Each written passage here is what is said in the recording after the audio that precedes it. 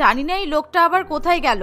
বাড়িতে দুটো বাচ্চা আছে, তাও লোকটার কোনো লজ্জা শরম বলতে কিচ্ছু নেই। দিন রাত নেশায় ডুবে আছে। জানি না এবার বাড়ির কি বিক্রি করবে। এদিকে আমি রোজগার করে আমার দুই ছেলে মেয়েকে পড়ানোর চেষ্টা করছি, অন্যদিকে ওদের বাবা আমার সব টাকাগুলো খরচ করে দিচ্ছে। মদ আর জোয়ার নেশায় লোকটা একেবারে নিজের জীবনটা শেষ করে দিল।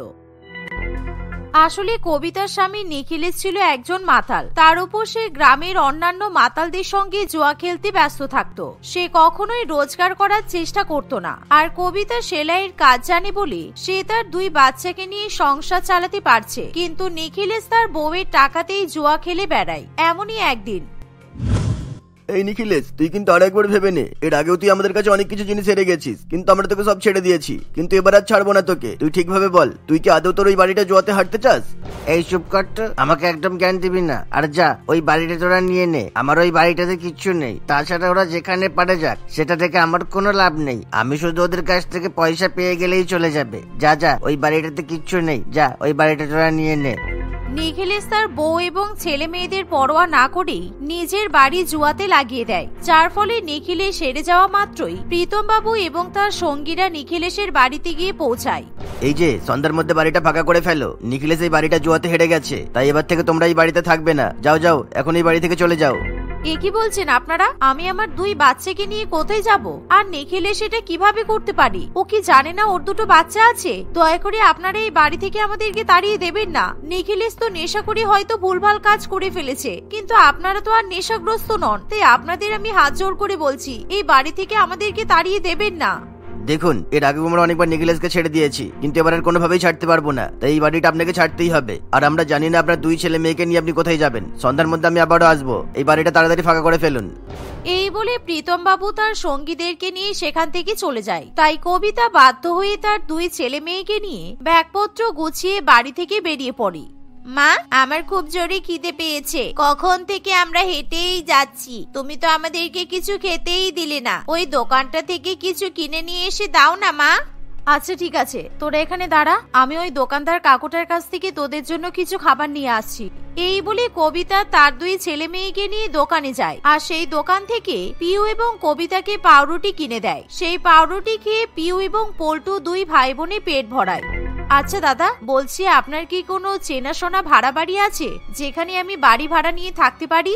হ্যাঁ আছে, আমারই বাড়ি আছে। আসলে আমার বাড়িটা ফাঁকাই পড়ে থাকে, আর আমিও বাড়ি ভাড়ার জন্য খুঁজছিলাম। আপনি নিশ্চিন্তে আপনার দুই ছেলে মেয়েকে নিয়ে থাকতে পারেন। চলুন তাহলে দেখে দিই আমার বাড়িটা। এই বলে দোকানদার কবিতাকে তার ছোটখাটো একটা বাড়িতে নিয়ে যায়। এই দেখুন, এই বাড়িটাতেই আপনি আর আপনার দুই ছেলে মেয়ে থাকবেন। তবে হ্যাঁ, ভাড়াটা কিন্তু 4000 টাকা দিতে হবে। 4000 থেকে একটা টাকাও আমি কম নিতে পারবো না।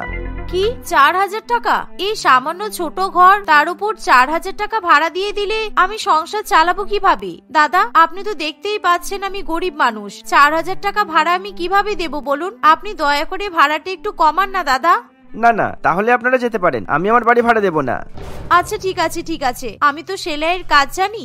আশা করছি আমি এখানে অনেক কাস্টমার পেয়ে যাব, আর প্রত্যেক মাসে আমি আপনার ভাড়াও মিটিয়ে দিতে পারবো। এই বলে কবিতা সেদিন থেকে সেই ভাড়া বাড়িতে থাকতে শুরু করে। দেখতে দেখতে বেশ কিছুদিন কাটে, আর কবিতা তার বাড়ির সামনেই সেলাই সম্পর্কিত বিভিন্ন কাজের বোর্ড ঝুলিয়ে দেয়, আর যেটা দেখে পাড়াপড়শি কবিতার সঙ্গে দেখা করতে চলে আসে। এই যে, তুমি এখানে নতুন ভাড়াটিয়া মনে হচ্ছে। আচ্ছা যাই হোক, তুমি এখানে এসে খুব ভালো করেছো। আমাদেরকে অনেক দূরে জামা কাপড় সেলাই করতে যেতে হতো, এবার থেকে আর অন্য কোথাও যেতে হবে না। বাড়ির কাছে আমরা জামা সেলাই করে নিতে পারবো। বৌদি, আসলে আমার দিদির বিয়ে, তাই আমার দিদির জন্য তোমাকে কিন্তু লেহেঙ্গা তৈরি করতে হবে। আর আমাদের বাড়ির আরো অনেক মেয়েরা আছে যারা বিয়ে বাড়িতে পড়বে বলে অনেক জামা সেলাই করবে। তুমি পারবে তো 1 মাসের মধ্যে সবার জামা কাপড় তৈরি করে দিতে? হ্যাঁ হ্যাঁ নিশ্চয়ই, তোমরা শুধু আমাকে কাপড়গুলো দিয়ে যাও আর নিজেদের মাপগুলো দিয়ে যাও। আমি 1 মাসের মধ্যে সব জামা কাপড় রেডি করে দেব। তোমাদেরকে এই নিয়ে চিন্তা করতে হবে না, তোমরা সময় মতো তোমাদের পোশাক পেয়ে যাবে। ঠিক আছে, যদি তুমি আমাদের জামা কাপড়গুলো সুন্দরভাবে তৈরি করে দিতে পারো, তাহলে কিন্তু আমি আরো অনেকজনকে তোমার কাছে নিয়ে আসবো, ওরাও তোমার কাছে জামা তৈরি করবে। আচ্ছা ঠিক আছে, তুমি কিন্তু ঠিক মতো কাজ করো। তোমাদেরকে অনেক ধন্যবাদ। তোমরা দেখো, আমি তোমাদেরকে খুব সুন্দর সুন্দর পোশাক তৈরি করে দেব। এভাবেই সেদিন কবিতার কাছে পাড়াপড়শি নিজেদের জামা সেলাই করতে দিয়ে চলে যায়, যার ফলে সেদিন থেকে কবিতা মন দিয়ে কাজ করতে শুরু করে। সে দিনরাত জেগে জামা তৈরি করতে থাকে, আর এভাবেই দেখতে দেখতে আরো কিছু কাস্টমার তার কাছে আসা যাওয়া শুরু করে, যার ফলে কবিতার এখন বেশ ভালো টাকা উপার্জন হয়। তাই কবিতা মাস গেলে 4000 টাকা অনায়াসেই বাড়ি ভাড়া দিতে পারে। তার সাথে সাথে কবিতা তার 2 ছেলে মেয়ে পিউ এবং পল্টুকে ভালো স্কুলে ভর্তি করে। এখন তারা 2 ভাই বোনে ভালো মতো পড়াশোনা করে। এভাবেই দেখতে দেখতে কিছুদিন কাটে। একদিন, কি ব্যাপার, বাড়ি ভাড়া নিতে চলে এলাম, কই বাড়ি ভাড়াটা দিন। আর হ্যাঁ, একটা কথাও বলতে এলাম, এই মাসে কিন্তু আর 4000 নয়, 6000 টাকা করে বাড়ি ভাড়া দিতে হবে। এ কি বলছেন? আমি 4000 টাকা বাড়ি ভাড়া অনেক কষ্ট করেই জোগাড় করি, তার উপর আপনি আবার 2000 টাকা বাড়াবেন বলছেন? 2 মাসের মধ্যে 2000 টাকা কিভাবে আপনি বাড়াতে পারেন? আপনি একটু বোঝার চেষ্টা করুন। আসলে আমাকে আমার 2 ছেলে মেয়ের স্কুলের ফিস দিতে হয়, সংসার চালাতে হয়। আপনি দয়া করে একটু বোঝার চেষ্টা করুন। না না, ওসব তো আমি কিছু দেখতে যাব না। ঠিক আছে, আপনারা যদি 6000 টাকা বাড়ি ভাড়া দিতে না পারেন তাহলে বাড়ি থেকে বেরিয়ে যেতে পারেন, কোনো অসুবিধা নেই। এত টাকা রোজগার করছেন আর মাত্র 6000 টাকা দিতে পারবেন না? আর বাড়ি ভাড়া না দিলে তো আমি আপনাকে আমার বাড়িতে কোনোভাবে রাখতেও পারবো না।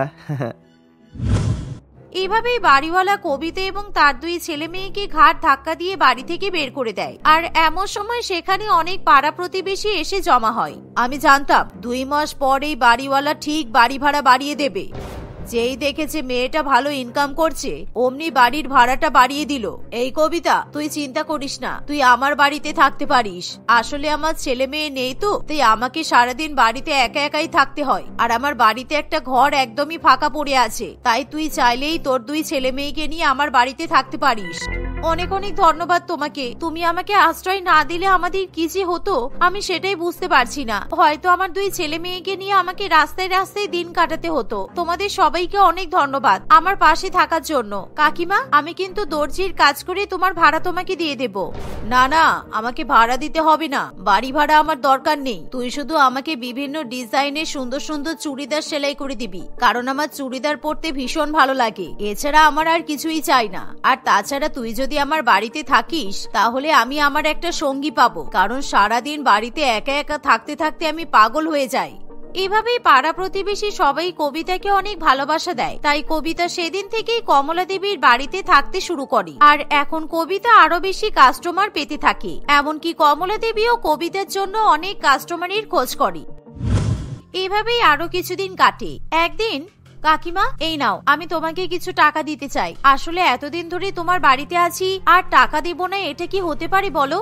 না না, তোকে তো আমি আগেই বললাম আমার বাড়ি ভাড়া চাই না। আসলে জানিস তো, আমার মাও ঠিক তোর মতোই ছিল। আমার মা অনেক কষ্ট করে দর্জির কাজ করে আমাকে আর আমার ভাই বোনেদেরকে পড়াশোনা শিখিয়েছিল, তারপর বিয়ে দিয়েছে। তোকে এরকম দর্জির কাজ করে তোর ছেলে মেয়েদেরকে মানুষ করতে দেখে আমার সবসময় আমার মায়ের কথা মনে পড়ে। তাই আমি চাই তুই যাতে তোর ছেলে মেয়েগুলোকে ভালো করে পড়াশোনা শিখিয়ে মানুষ করে তুলতে পারিস। এটা দেখেই আমি খুশি হব, আমার আর কিছুই চাই না। তোমাকে অনেক ধন্যবাদ কাকিমা, সত্যি তুমি অনেক ভালো মনের মানুষ। কই দাও, তুমি আমাকে চুড়িদার সেলাই করতে বলেছিলে না? তুমি যে পিসগুলো কিনেছো ওগুলো আমাকে দাও, আমি আজকেই তোমাকে সুন্দর সুন্দর ডিজাইনের চুড়িদার তৈরি করে দেব। এভাবেই সময় কাটতে থাকে। এর মধ্যে কবিতার আর কখনোই নিখিলেশের কথা মনে পড়ে না, কারণ নিখিলেশের আগে কবিতার উপর প্রচন্ড পরিমাণে অত্যাচার করেছে। নিখিলেশ সবসময় নেশাগ্রস্ত অবস্থায় কবিতা এবং তার 2 ছেলে মেয়েকে মারধর করত। তাই কবিতা এখন নিখিলেশের হাত থেকে রেহাই পেয়েছে, সেই জন্য কবিতা কোনোভাবেই নিখিলেশের সঙ্গে যোগাযোগ করতেও চায় না। এভাবেই দেখতে দেখতে অনেক বছর কেটে যায়। আর এই দর্জির কাজ করেই কবিতা এখন তার 2 ছেলে মেয়েকে নামি দামি কলেজে ভর্তি করে। মা, আমি স্কুল টিচার হতে চাই। আমার পড়াশোনা শেষ হয়ে গেলেই আমি চাকরির জন্য পরীক্ষা দেব। তখন দেখবে তোমাকে আর দর্জির কাজ করতে হবে না। এখন আমরা বড় হয়ে গেছি, আমরা 2 ভাই বোনের যখন চাকরি পেয়ে যাব তখন আমরা নিজেরাই টাকা রোজগার করে তোমাকে খাওয়াবো। আর তোমাকে আমরা অনেক ভালো রাখবো, কারণ তুমি আমাদের জন্য অনেক কিছু করেছো, অনেক কিছু সহ্য করেছো। হ্যাঁ মা, তুমি আর একদম চিন্তা করবে না। আমি একজন বড় লয়ার হতে চাই, আর খুব তাড়াতাড়ি হয়ে যাব, কারণ আমি তো এক্সাম দিয়েই দিয়েছি। আর আমি জানি তুমি যখন আমার সাথে আছো তাহলে নিশ্চয়ই একজন ভালো লয়ার হতে পারবো। হ্যাঁ রে, আমি জানি তোদের উপর আমার বিশ্বাস আছে, তোরা একদিন ভালো জায়গায় পৌঁছাবি। কিন্তু হ্যাঁ, এখান থেকে চলে যাওয়ার পর আমরা যেই বাড়িতে গিয়ে উঠবো সেখানে কিন্তু আমরা কমলা কাকিমাকেও সঙ্গে নিয়ে যাব, কারণ এখন কমলা কাকিমার স্বামী মারা গেছে আর আমাদেরকে ছাড়া ওনার এই পৃথিবীতে আর কেউ নেই। তাই আমরা যেখানেই থাকি না কেন কমলা কাকিমা কাকিমাকে সঙ্গে করেই নিয়ে যাব। মা, তোমাকে ওই নিয়ে চিন্তা করতে হবে না, কেননা ছোটবেলা থেকেই দেখে আসছি তোমার ওই কমলা কাকিমা তোমাকে অনেক সাহায্য করেছে, তাই না? তাই আমরাও ঠিক করে নিয়েছি আমরা যখন বড় বাড়িতে যাব তখন ওই কমলা কাকিমাকেও নিয়ে যাব, আর আমরা চারজন একটা ভালো বাড়িতে গিয়ে আরাম করে দিন কাটাবো, আর সেই বাড়িতে আমাদের আর কোনো অসুবিধা থাকবে না। আর মা, যখন আমরা নিজেদের বড় বাড়িতে চলে যাব তখন বাড়ির কাজকর্ম করার জন্য আমরা কাজের মেয়েকে রেখে দেব, যাতে তোমাকে কিংবা কমলা কাকিমাকে কোনো কাজ করতে না হয়। আর তোমাদের দেখাশোনার দায়িত্ব কিন্তু আমাদের দুই ভাই বোনের। তোরা অনেক বড় হ, আমি এই আশীর্বাদ করি। এই দিনগুলো দেখার জন্যই আমি অনেক দিন ধরে অপেক্ষা করেছি। আজকে আমার অনেক খুশির দিন। দেখবি তোরা খুব তাড়াতাড়ি টিচার আর লয়ার হয়ে যাবি, তখন আমার সব স্বপ্ন পূরণ হবে। এভাবেই দেখতে দেখতে কিছুদিন কাটে। এরই মধ্যে পিউ একটা ভালো স্কুলে টিচার হয়ে যায়। অন্যদিকে তার ভাই পল্টু উকিল হয়, যার ফলে এখন তারা দুই ভাই বোনই তাদের মা এবং কমলা কাকিমাকে নিয়ে এক বড় বাড়িতে থাকতে শুরু করে। সেখানেই তারা তাদের মা এবং কমলা কাকিমাকে দেখার জন্য, রান্নাবান্না করার জন্য এবং বাড়ির কাজকর্ম করার জন্য কাজের মেয়েকে রেখে দেয়, যার ফলে কবিতা এবং কমলা কাকিমার আর কোনো অসুবিধা হয় না। তারা সবাই মিলে হাসি খুশিতে দিন কাটাতে থাকে।